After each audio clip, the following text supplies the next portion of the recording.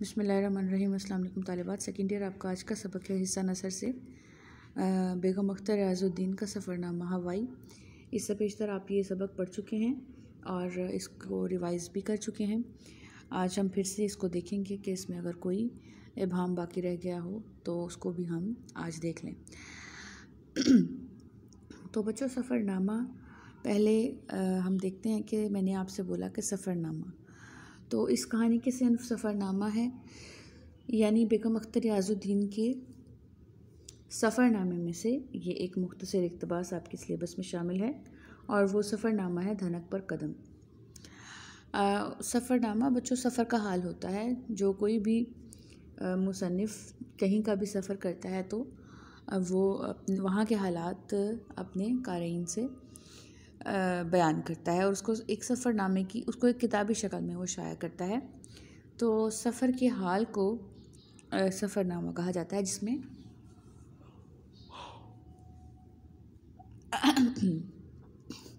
वहाँ के हालात व वाक़यात, वहाँ के मनाज़िर, वहाँ के इमारात और तमाम बातों के बारे में मालूमात होती है। तो ये बेगम अख्तर रियाजुद्दीन के सफ़रनामा धनक पर कदम में से एक इक़्तिबास है जो कि हवाई के बारे में है। और हवाई जो कि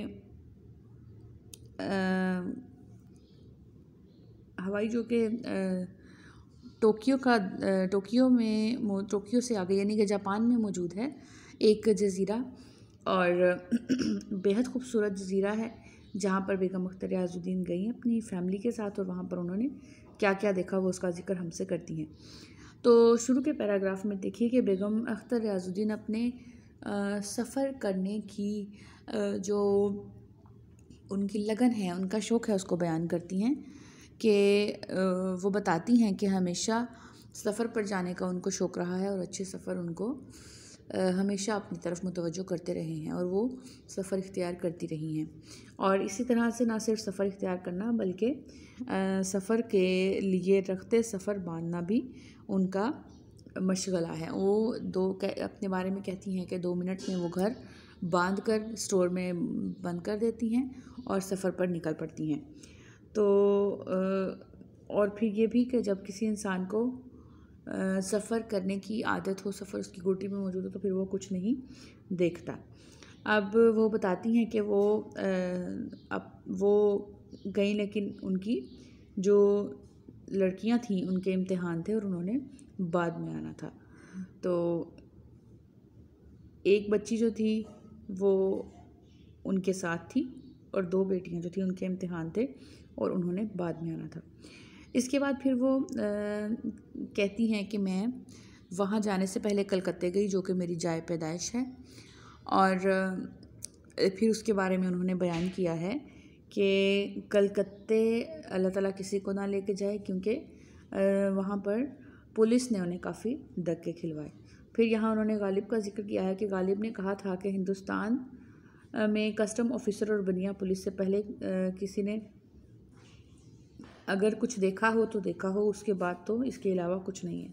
यानी कि वहाँ पर आपका जिन पुलिस हजरात से वास्ता पड़ता है वो काफ़ी ज़्यादा परेशान करते हैं।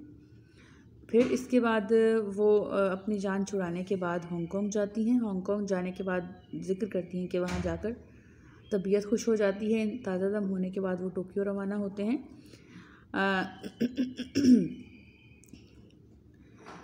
टोक्यो से आगे का जो सफ़र है तालिबात वो काफ़ी दुश्वार गुजार है, जिसके बारे में बहुत सारे लोगों ने उनको डराया भी और मना भी किया कि आप वहाँ मत जाएं, लेकिन चारों ना चार उनको जाना ही था। तो वहाँ से सफ़र के दरमियान में नीचे बहरुल काहिल होता है, जिससे कि ज़्यादा इंसान को डर लगता है कि अगर उसकी मौत भी आए तो वो सीधा पानी में गिरेगा। तो इससे वो अपने खौफ का इजहार करती हैं कि हमने गिड़गिड़ा कर अल्लाह से दुआ की कि अल्लाह ताला हमें मंजिल मकसूद तक पहुँचाए। रात को जब वो पहुँचती हैं वहाँ पर हवाई जहाज़ के अड्डे पर जो कि दारुल सल्तनत होनोलुलु में उतरता है, तो मियाँ का इंतज़ार करती हैं जो कि वहाँ पर उनको मौजूद नहीं मिलते और काफ़ी बरहम हो जाती हैं कि मियाँ वक्त पर वहाँ पे मौजूद नहीं हैं। लेकिन उसकी वजह कुछ तार का मिलना और वक्त की रद्द बदल उसकी वजह बनती है। उसके बाद फिर उनको मियाँ को ढूंढने में खासी दिक्कत होती है। और फिर वो वहाँ पर हवाई की यूनिवर्सिटी में फ़ोन करती हैं, तो वहाँ से ईस्ट वेस्ट सेंटर से पता चलता है कि वो कहते हैं कि ईस्ट वेस्ट सेंटर से पूछें। इतने में उनको एक टैक्सी दिखाई देती है जिसमें बहुत सारी लड़कियाँ और लड़के उनके इस्तकबाल के लिए होते हैं और साथ उनके मियाँ भी। तो इसके बाद वो अपने घर का नक्शा बयान करती हैं जो वहाँ पर उन्होंने ख़रीद रखा था, और वो बताती हैं कि मियाँ चूँकि पहले आ चुके थे और मियाँ ने बर्तन धोने के बजाय तमाम बर्तन जमा किए हुए थे। घर देखने का शौक़, वो कह रही हैं, मुझे पहले ही था, लेकिन घर बेहद गंदा हुआ था।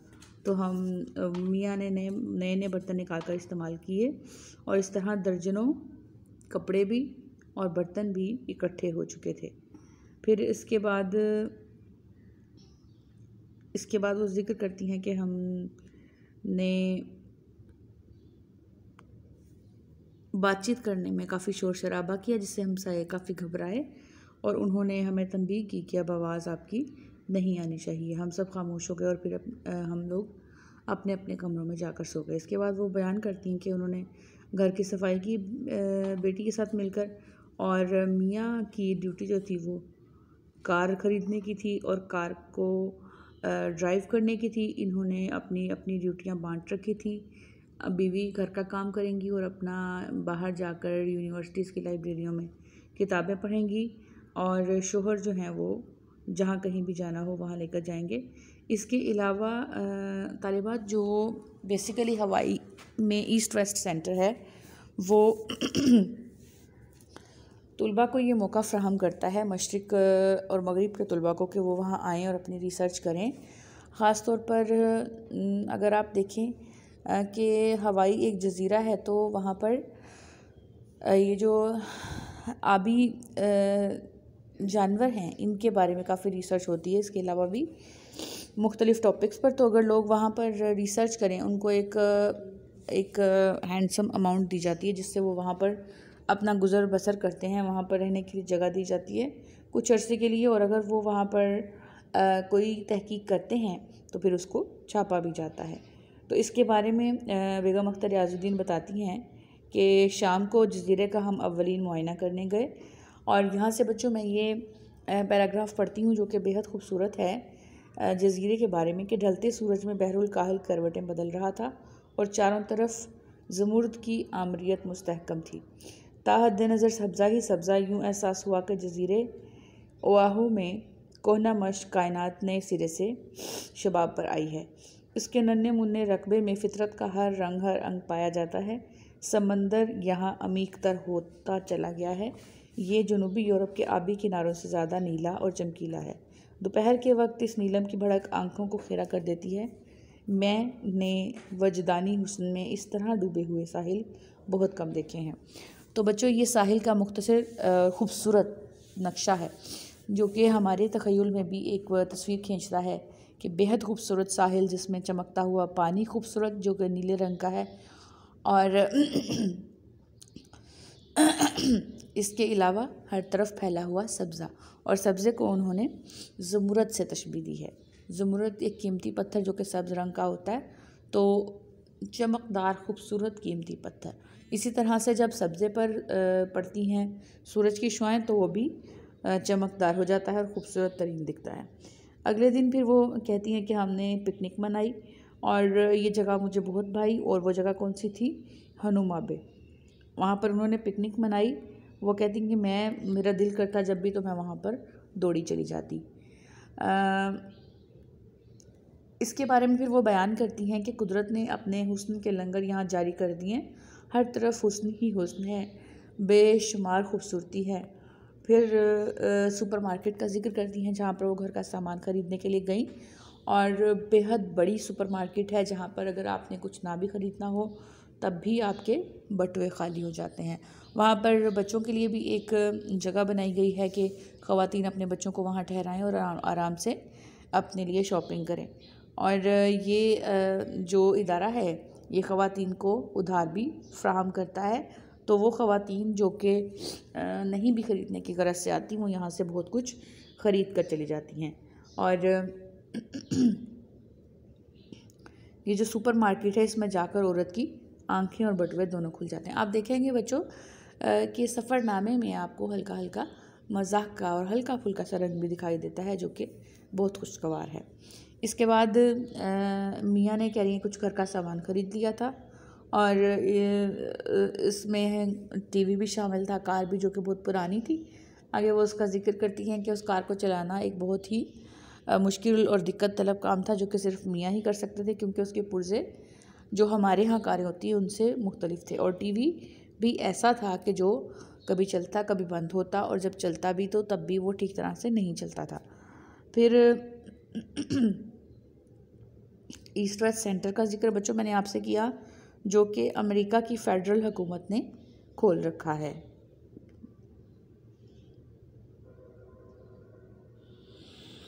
और यहाँ से मशरिक़ और मगरिब के आलिम जो हैं मदऊ किए जाते हैं, उनको खर्च दिया जाता है। कोई इम्तिहान नहीं होता, ना कोई क्लास होती, कोई पाबंदी नहीं। कमरा मिला होता है, टाइपराइटर, गुसलखाना, बेहतरीन लाइब्रेरी, साथ ही सस्ता मज़े का रेस्टोरेंट और एक हैंडसम मुआवजा। ईस्ट वेस्ट सेंटर यूनिवर्सिटी में उन्होंने बताया कि ईस्ट वेस्ट सेंटर है जो हवाई यूनिवर्सिटी है, ये दूर दूर है, लेकिन इसमें किसी हद तक ये रकाबत पाई जाती है, दोनों में कोई थोड़ी सी रकाबत मौजूद है। तो अमेरिका के बेहतरीन प्रोफेसर और आला ज़हन सर्दी गर्मी लेक्चर के लिए बुलाए जाते हैं, और मुख्तलिफ़ नुमाइशें की जाती हैं, फ़िल्म जश्न मनाए जाते हैं। इसकी जदीद इमारत के सामने लंबी से लंबी मोटरें, जो आधी तुलबा की और आधी प्रोफेसरों की होती हैं, अमेरिका की अफराद का सही सबूत है। अब इस मशरिक़ व मगरिब के मरकज़ का एक जापानी बाग, वो कह रही हैं देखने से ताल्लुक़ रखता है। ये इतना ईमान शिकन है, यानी वहाँ जाकर इंसान का ईमान ताज़ा हो जाता है। ये बेहद खूबसूरत है, और वहाँ पर बहुत सारे फूल जिनका ज़िक्र उन्होंने किया है वो मौजूद हैं। इसके अलावा रंगीन मछलियाँ, और इसके अलावा बेशुमार दरख्तों का ज़ख़ीरा इस बाग में मौजूद है। ईस्ट वेस्ट सेंटर के अलावा यूनिवर्सिटी का मीलों में फैला हुआ अहाता भी एक दीदा ज़ेब सब्ज़ाज़ार है। ये वो जगह है बच्चों हवाई में जहाँ पर बहुत सारे मौल्लिम जमा होते हैं, अपने इल्म से फ़ायदा उठाते हैं, और एक खुशगवार माहौल में वो कुछ वक्त गुजारते हैं। अगर वो कोई तहकीक करते हैं तो उनकी किताब छापी भी जाती है, जैसा कि मैंने पहले जिक्र किया। तो हवाई एक बेहद खूबसूरत जज़ीरा है, जहाँ पर बेगम मुख्तार रियाज़ुद्दीन अपनी फ़ैमिली के साथ गईं, और वहाँ के बारे में उन्होंने ये मुख्तसर मालूमात हमें दी हैं। कहानी मुकम्मल हो चुकी है, आप लोग इसको पहले भी पढ़ चुके हैं, गौर से देख लीजिएगा। इसका खुलासा याद करना है आपने, और इसके साथ आपको जो इस सबक के हवाले से, जो कि मैं अक्सर बात करती हूँ, सियाक़ व सबाक़ के हवाले से पैराग्राफ बेहद ज़रूरी है। 15 नंबर का सवाल है, उसके लिए आपके लिए हवाला मतन याद करना बेहद ज़रूरी है। मुश्किल अल्फाज के मानी और कहानी आपको पता हो, तमाम चीज़ें अज़बर होंगी, तभी आप अच्छे तरीके से कर सकते हैं। बहरहाल कहानी मुकम्मल हो गई, इसको आप अच्छे तरीके से देख लीजिएगा दोबारा से, और याद भी कर लीजिएगा। इंशाल्लाह कल नए सबक के साथ मेरी आपसे मुलाकात होगी। तब तक अल्लाह हाफ़िज़।